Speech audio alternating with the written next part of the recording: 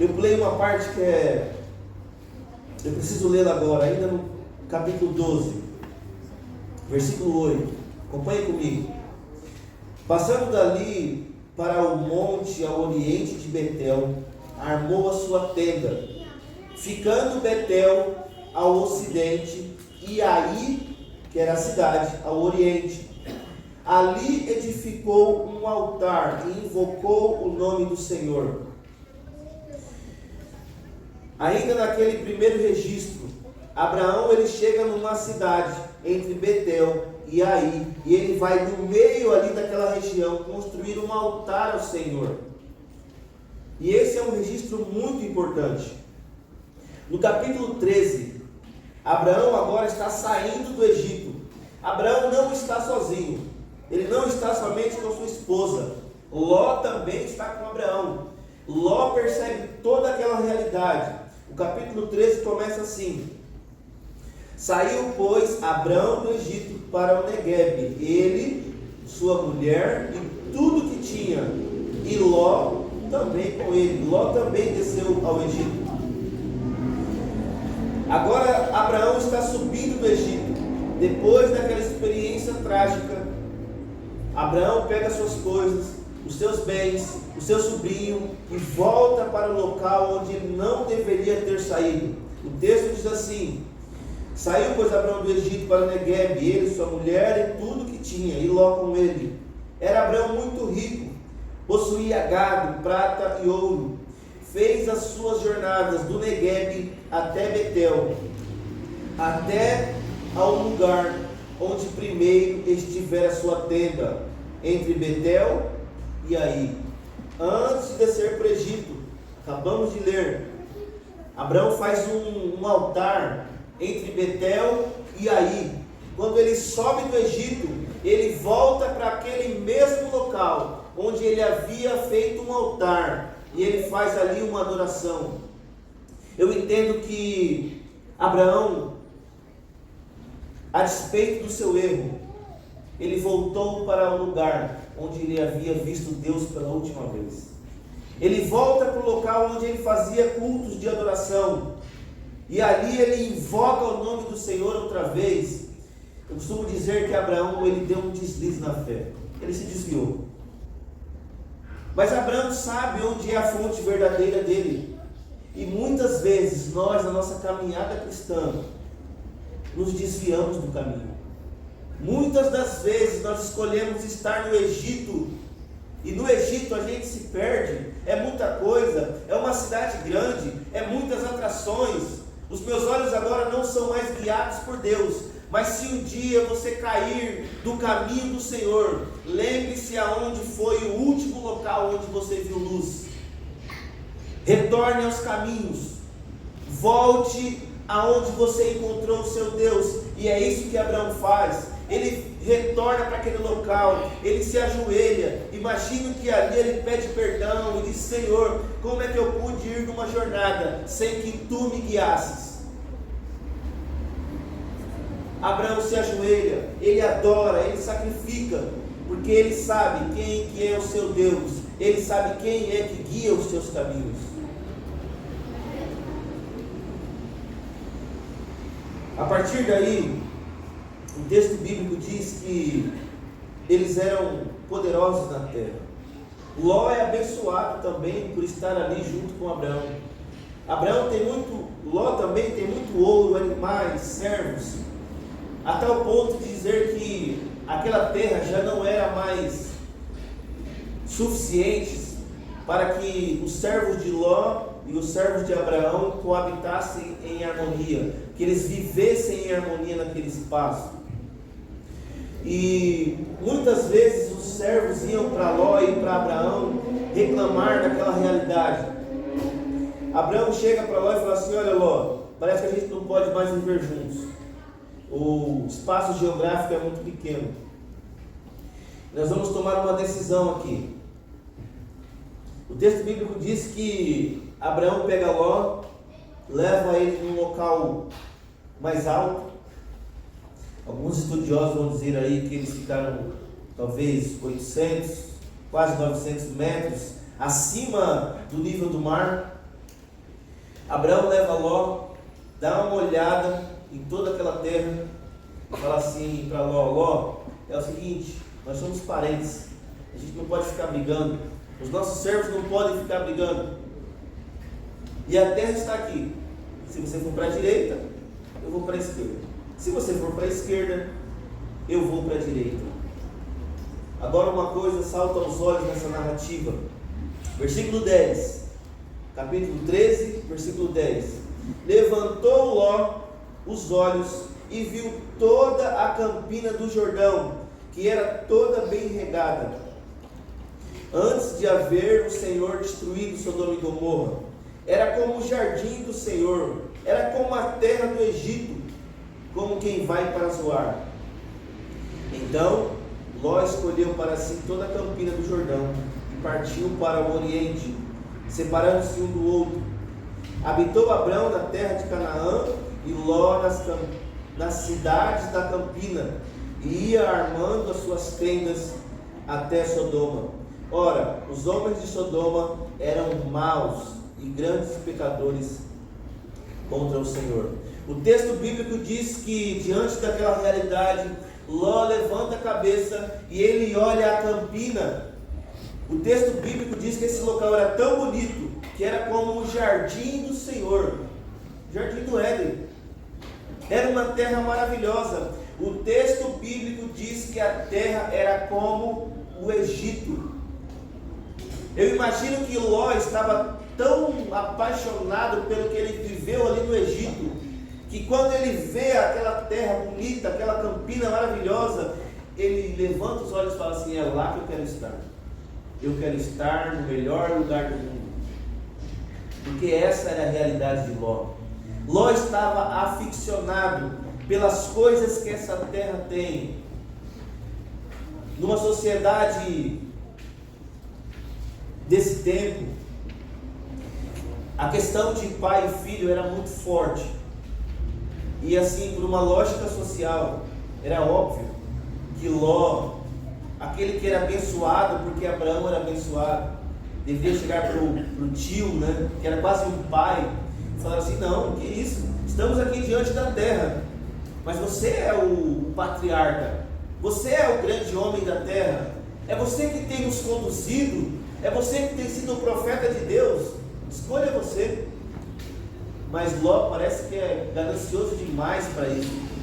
Ló está com os olhos tão cheios, tão desejosos de adentrar aquela terra, que ele esquece as convenções sociais, ele esquece que Abraão é um homem de Deus, ele esquece a educação que ele tanto teve dentro de casa, e os seus olhos estão atentos àquela terra, e ele diz: eu vou naquela direção.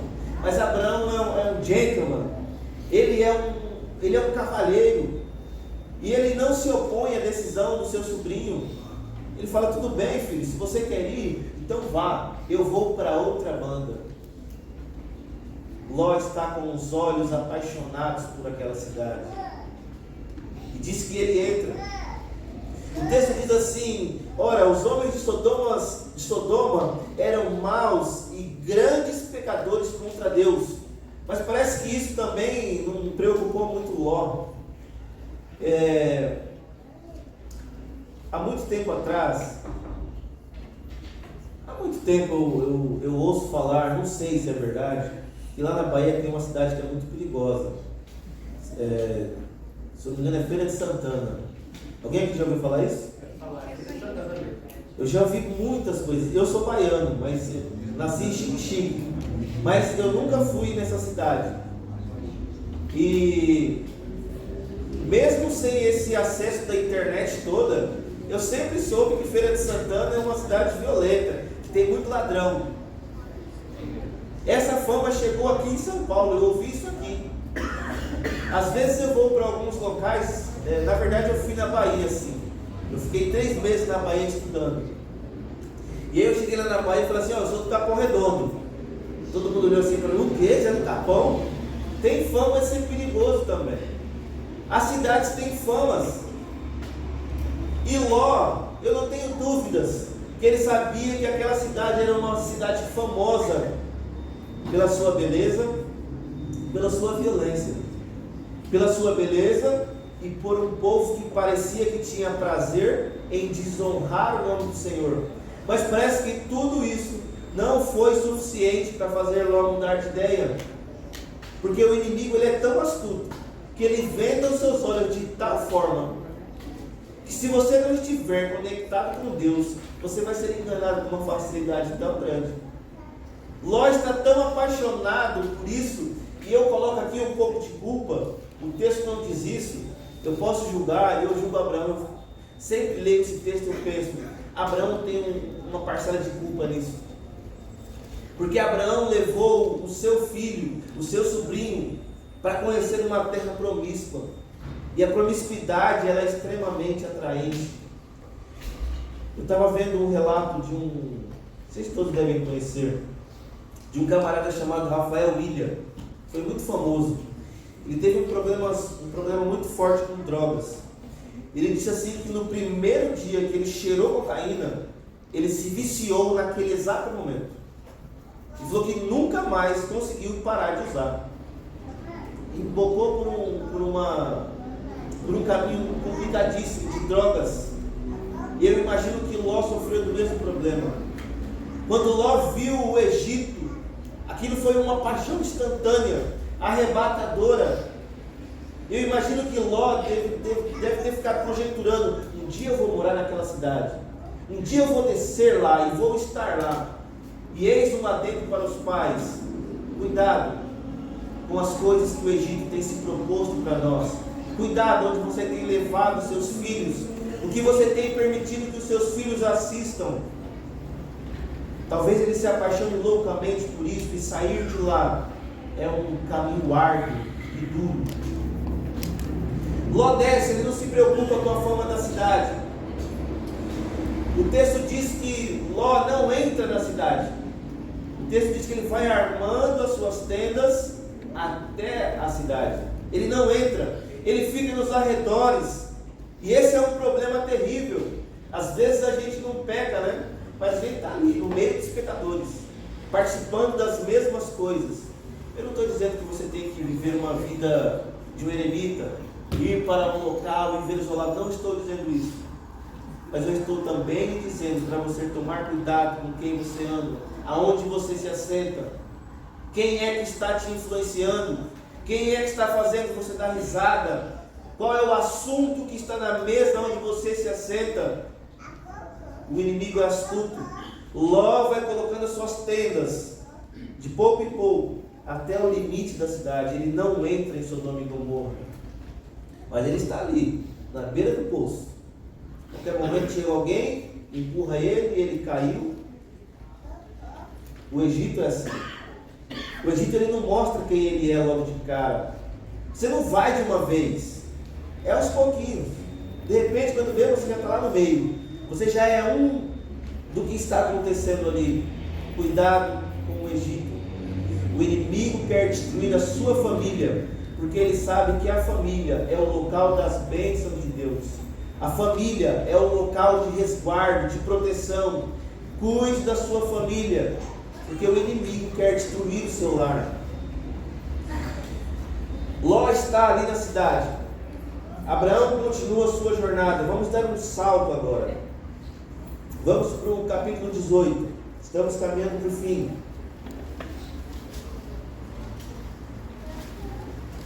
Gênesis capítulo 18, a partir do versículo 1. Apareceu o Senhor a Abraão. Agora Abraão já não é mais Abrão, agora ele é Abraão. Deus mudou o seu nome, fez uma aliança com ele.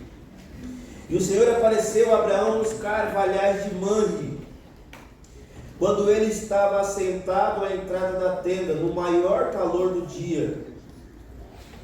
Abraão está sentado onde? Carvalhais. Ele está nos carvalhais de Mamre, ali é o local. Mas Abraão está sentado em frente à sua tenda, tomando ali sentado tranquilo, né? Tomando um açaí, talvez.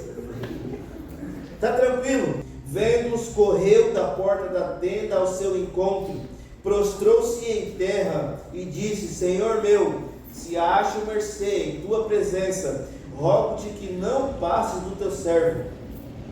Traga-se um pouco de água, lavai os pés e repousai debaixo desta árvore. Trarei um bocado de pão, refazei as vossas forças, visto que chegastes até o vosso servo. Depois seguireis avante.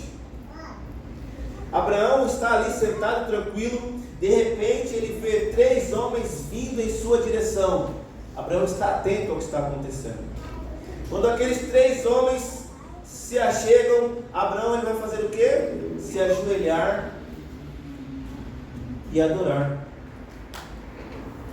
Abraão, ele olha aqueles homens e ele percebe que não são homens comuns. Não são homens comuns. Sabe por quê? Porque os olhos de Abraão reconhecem aquele que fala com ele. Os seus ouvidos estão atentos. Ele está sempre olhando numa visão periférica. E quando aqueles homens chegam, ele se ajoelha e adora. O mesmo termo usado em outras partes da Bíblia sobre adoração a Deus. Ele vê homens, mas ele se ajoelha e adora. Ele disse para aqueles homens: olha, se eu achei mercê diante de ti, se você achou graça em mim, me permita servi-los. E Abraão agora ele chega para Sara, bate lá na cortina de Sara e fala: Sara, prepara pão, prepara uma água fresca que eu preciso lavar os pés desses homens. Abraão está num momento de adoração, porque ele sabe quem está diante dele. No final do versículo 5 diz assim, vamos ler o 5 novamente. Abraão diz: vou lhes trazer um bocado de pão, vocês vão refazer as suas forças, visto que chegastes até este servo. Depois vocês podem seguir a jornada de vocês. Então os homens vão responder: faze como você está dizendo. Os homens aprovam aquela ação de Abraão em direção àqueles 3 homens.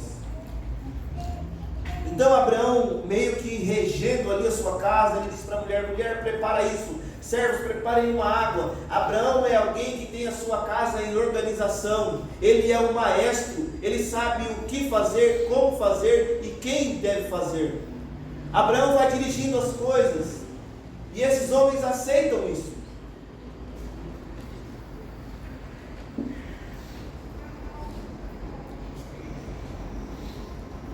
Abraão agora ele vai se dirigir num diálogo com esses 3 homens.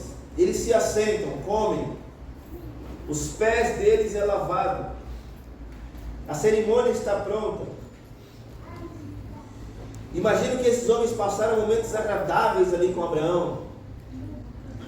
E nós sabemos que quem estava ali era o próprio Deus. Alguns teólogos vão arriscar dizer que ali estava a Trindade. Eu vou te dar algumas evidências para isso. Mas nós sabemos que ali estava Jesus Cristo, conversando com Abraão. Já pararam para pensar isso? Lavar os pés de Deus? Se sentar para comer com Ele? Essa não é uma realidade que tem que estar longe das nossas famílias. Deus precisa se assentar conosco todos os dias. E talvez se você não tiver Ele físico, Jesus disse que quando a gente faz isso para alguém que está ao nosso redor, é como se fizesse para Ele. Você quer lavar os pés de Deus? Está cheio de gente aí nas ruas, precisando de um apoio, de um abraço. Foi isso que Jesus Cristo disse: quando você faz isso a um dos meus, é a mim que você está fazendo. Mas é possível também, se a sua casa é uma casa de influência, se você busca a Deus verdadeiramente, você sentir a presença de Deus dentro da sua casa. Quando você erige cultos, Deus precisa estar lá. Essa é a realidade dos filhos de Deus. Deus não está longe dos seus filhos. Se você não está experienciando isso na sua casa, talvez precisa se rever algumas coisas. Será que estou buscando a Deus verdadeiramente? Será que Deus está falando ao ouvido dos meus filhos? Será que eu me sinto impactado de tal forma a sentir o próprio Deus sentado na minha sala? Essa é a realidade do povo de Deus. Abraão passa uma tarde maravilhosa ali com aqueles homens, com aqueles anjos. E o versículo 16 diz assim: tendo se levantado dali, capítulo 18, versículo 16, estamos caminhando para o final. Tendo se levantado dali, aqueles homens olharam para Sodoma, e Abraão ia com eles para os encaminhar. Disse o Senhor: ocultarei a Abraão o que estou para fazer, visto que Abraão certamente virá a ser uma grande e poderosa nação, e nele serão benditas todas as nações da terra, porque eu os escolhi para que ordene a seus filhos e a sua casa depois dele, a fim de que guardem o caminho do Senhor. Deus chega para, conversando ali, ele fala assim: peraí, eu estou vindo aqui para uma missão, mas eu vou deixar o meu servo Abraão sem saber da minha missão? A missão de Deus está viva e ativa na mente dos filhos de Deus. Nós temos que estar com essa missão impregnada na nossa mente, porque Deus não faz nada sem antes revelar essas verdades aos seus profetas, que chegam até cada um de nós. Deus diz assim: eu preciso revelar isso para Abraão, porque Abraão, ele vai ser o pai de uma grande nação, porque a casa de Abraão está ordenada, porque a casa de Abraão é a casa onde eu me sinto bem, então eu vou revelar verdades a ele. Nesse momento Deus vai entrar em um diálogo com Abraão, e ele vai dizer assim: Abraão, a maldade lá em Sodoma e Gomorra está muito grande, eu preciso ir lá e ver se de fato essa realidade está acontecendo, e eu vou destruir aquela cidade, porque ela já não tem mais jeito. E Abraão agora, ainda com aquele vínculo forte com o seu sobrinho Ló, que é quase um filho, ele começa a se preocupar com ele, porque Ló está ali no meio, e porque Abraão também se preocupa com aquele povo que seria destruído. E Abraão agora vai entrar num diálogo com Deus e vai falar assim: mas Senhor, você vai destruir uma cidade inteira, se tiver 50 pessoas justas lá dentro, você vai mesmo assim destruir aquela cidade? E aí Deus diz para Abraão: Abraão, se tiver 50 justos naquela cidade, eu não vou destruir ela. E aí eu imagino que Abraão percebeu que não tinha 50 justos ali. E ele vai falar: e se tiver 45? Deus vai dizer: não, se tiver 45 pessoas justas dentro daquela cidade, eu não vou destruir ela. Senhor, e se tiver 40? É interessante que Abraão vai descendo de 5 em 5. Quando chega no 40, ele fala assim: bom, deixa eu ir mais depressa aqui. Do 40 ele pula para o 30. Senhor, peraí, se tiver 30 pessoas justas lá, se tiver uma comunidade de cristãos dentro daquela cidade, 30, o Senhor vai destruir aquela cidade com os 30 dentro? Deus fala assim: não, Abraão, se tiver 30 lá, eu não destruo. E Abraão falou assim: mas Senhor, me permita aqui avançar. Se tiver 20, se tiver um pequeno grupo lá, se tiver 20 filhos teus lá dentro, você vai destruir? Deus fala assim: não, Abraão, se tiver 20, eu não destruo. Abraão já preocupado, porque ele viu que não tinha 20 justos dentro daquela cidade. Ele falou: Senhor, só mais uma, me permita aqui. Se tiver 10, se tiver 10 lá dentro, é 2 famílias se reunindo, você vai destruir aquelas 2 famílias? E Deus chega para Abraão e fala assim: Abraão, se tiver 10 lá, se tiver um grupo de 10 pessoas que ainda estão fazendo bem, que ainda estão adorando o Deus de Israel, o Deus de Abraão, eu não destruo. E Abraão parou por aí, nos 10. E eu fiquei pensando: por que ele parou nos 10? Imagino que Abraão ficou com medo de falar 5, porque 5 já era a família de Ló, e talvez nem 5 tinha. E eu fico preocupado, porque Abraão tinha, o livro Patriarcas e Profetas diz que Abraão tinha cerca de 1000 funcionários, 1000 empregados. E a realidade de Ló era muito parecida. Ló tinha muitos servos, talvez 200, 300, menos que Abraão. E Ló, morando na cidade de Sodoma e Gomorra, com todos aqueles servos, ele não foi capaz de dar 5 estudos bíblicos. Ele não foi capaz de testemunhar da sua fé para 5 pessoas, juntando a sua família com mais 5. Toda aquela cidade seria poupada. Mas parece que Ló chegou naquela cidade, se ambientou, Ló se derramou ali, e ele não foi capaz de testemunhar do Deus de Abraão para 5 pessoas. E Deus teria poupado toda uma cidade por causa de 10 pessoas. Ele guardou a sua fé. Ló era uma geladeira, ele não era uma incubadora. Ló guardou a sua fé, e nós vamos perceber isso no versículo 19, capítulo 19, caminhando para o fim já.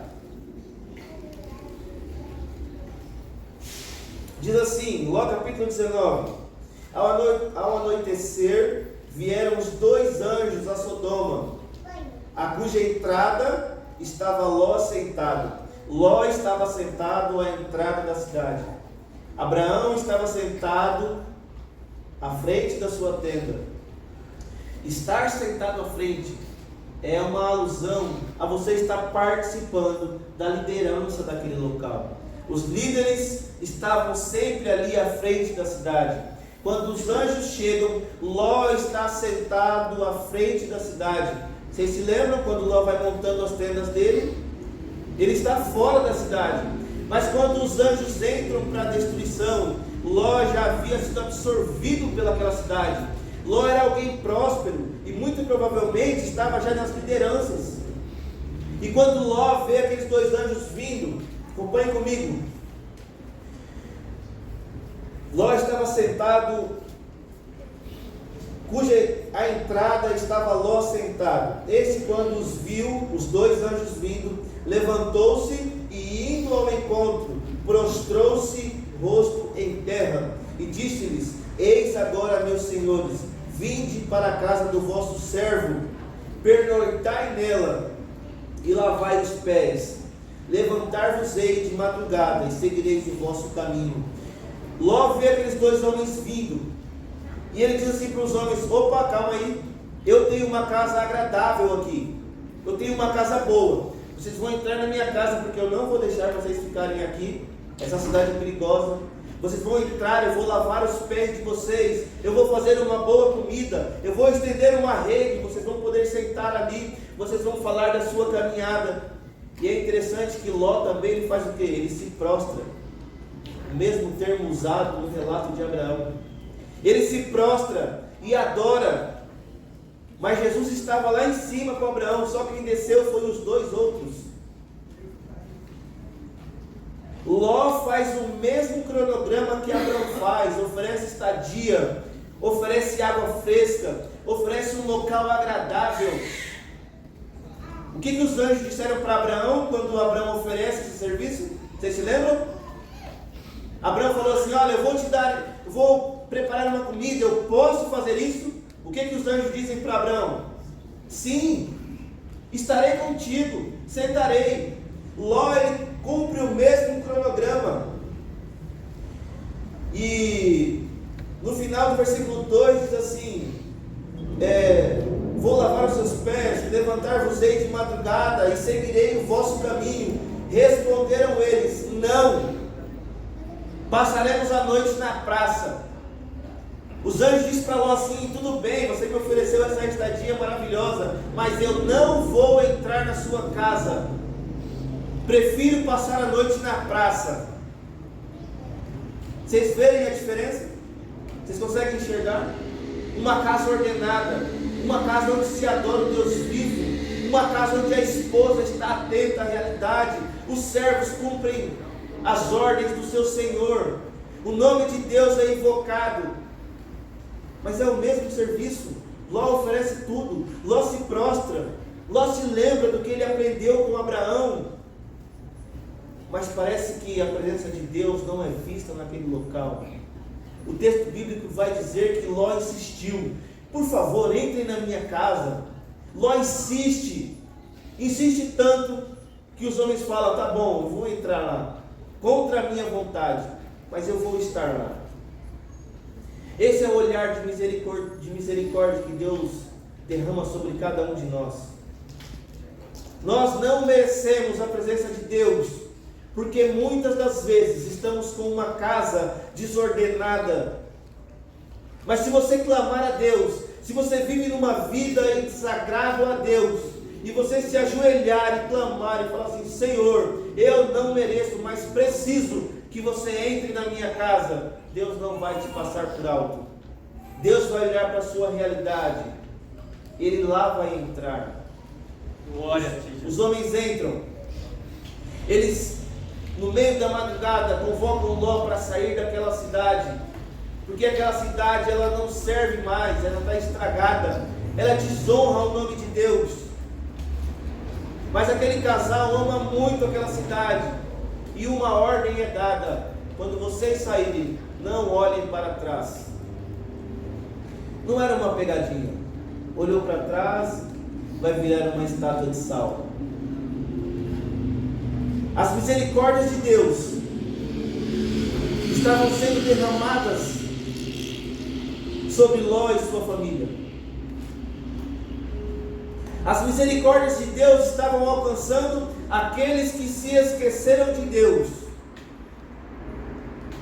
Mas aquela mulher, a despeito da ordem dada pelos anjos, o texto bíblico não diz isso, mas eu digo para vocês, isso é coisa da minha cabeça. Aquela mulher, ela olha aquilo e fala assim: olha, agradeço vocês terem vindo aqui, vocês comeram na minha casa, percebo que vocês se preocupam com a gente, porque vocês vieram numa caminhada, numa cidade perigosa, para me resgatar. Mas o meu coração está lá atrás. Eu não quero sair daqui. Olhar para trás representava dizer não para as misericórdias de Deus. Aquela mulher, diante da luxúria que ela tinha, diante de uma vida pomposa, ela fala assim: tudo bem, você me ama, mas eu não amo você. Eu não quero estar num local que não é esse local. E agora eu coloco um pouco de culpa em Ló. Ló teve todo o ensinamento ali com o patriarca Abraão. Ló não se esqueceu do seu Deus. Ló não se esqueceu de como deveria tratar os estrangeiros. Mas parece que Ló se esqueceu de que Deus, Ele não é algo físico que a gente pode emoldurar. O nosso Deus é um Deus de relacionamento. E quando você não se relaciona com Deus, você se esquece quem Ele é. Aquela mulher olhou para trás e falou assim: não, eu quero ficar. O meu coração está lá. E onde está o seu coração? É aí que você está. Quem é que está habitando no seu coração? A quem é que você está cultuando todos os dias? O que é que você está ensinando aos seus filhos? Ló parece ser aquele homem piadista que está sempre contando uma piada. Porque quando ele chega para os maridos das suas filhas, eles começam a rir e achar que era uma piada. Ló não é um homem sério. Ló é um homem brincalhão, fanfarrão, que não tem uma palavra firme, diferente do seu tio Abraão. Sabe o que Deus quer dizer para você? Cuide da sua família. Amém. Esteja num local de salvação. Vigie os seus olhos. Eduque a sua mente em estudar a palavra de Deus e ensinar aos seus filhos. Amém. Senão o coraçãozinho deles vai se apaixonar tanto pelas coisas desse mundo, que quando eles tiverem que tomar uma decisão, eles vão estar muito mal influenciados. Que Deus possa abençoar a sua casa, que Deus possa abençoar a sua vida, que você aceite o chamado de Jesus Cristo, nos dizendo que nós somos estrangeiros nessa terra, que o nosso momento aqui ele é muito rápido. É para isso que Deus está nos chamando, para uma vida nova, numa terra chamada a Nova Canaã. A mesma promessa que foi feita para Abraão é feita para você nessa manhã. Se prepare para entrar nessa terra. E Deus não quer que você entre sozinho. Deus quer ver você e a sua família. Deus te abençoe. Nós vamos cantar uma música agora. Ou vai ser uma mensagem musical? Enquanto a nossa amiga canta, essa é a nossa Sara. Amém. Não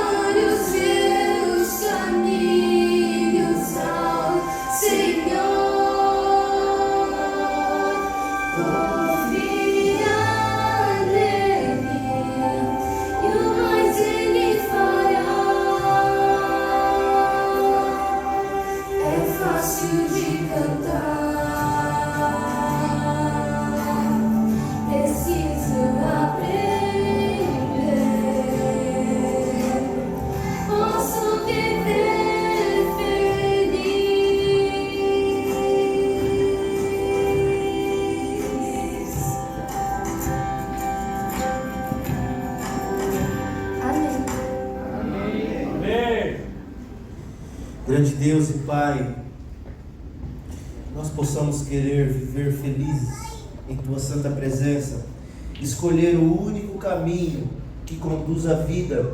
A princípio ele pode parecer meio pedregoso, difícil, desafios, mas o nosso Deus sempre se provará em todos os momentos, se nós formos fiéis a Ti.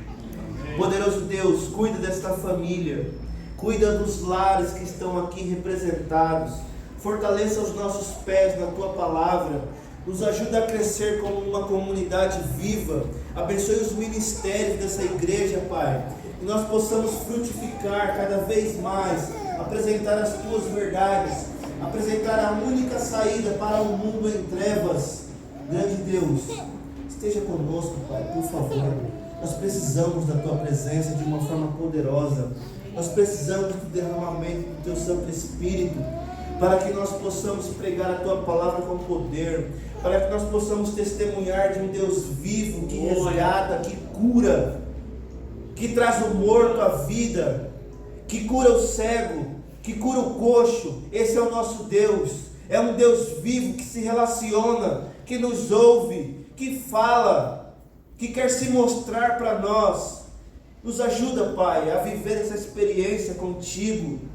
Nos ajuda a nos preparar e preparar quem está ao nosso redor. Esse é o nosso desejo.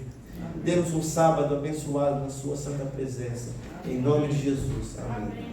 Amém. Agradecendo ao pastor Isaac Lira. E amanhã tem mais, né, pastor? Amanhã à noite, às 19 horas, o pastor estará conosco mais uma vez. O pastor estará à porta, cumprimentando a igreja, e enquanto isso nós vamos cantar para o hino 595, bênção ao final. O Senhor te abençoe.